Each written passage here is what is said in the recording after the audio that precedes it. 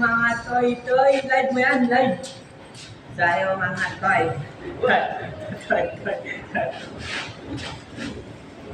Okay guys, turuan namin kayo kung paano maglagay ng vision board sa ceiling. Yes. Unang tip, utros muna. Sukatin mo muna mga ka-guys, sila din. Tapos pag tapos mo sukat, sa butasan, sa ilagay. Okay kayo. Ayun lang.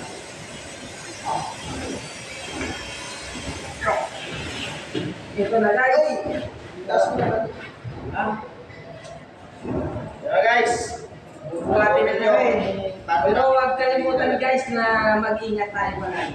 Okay kayo. Lame!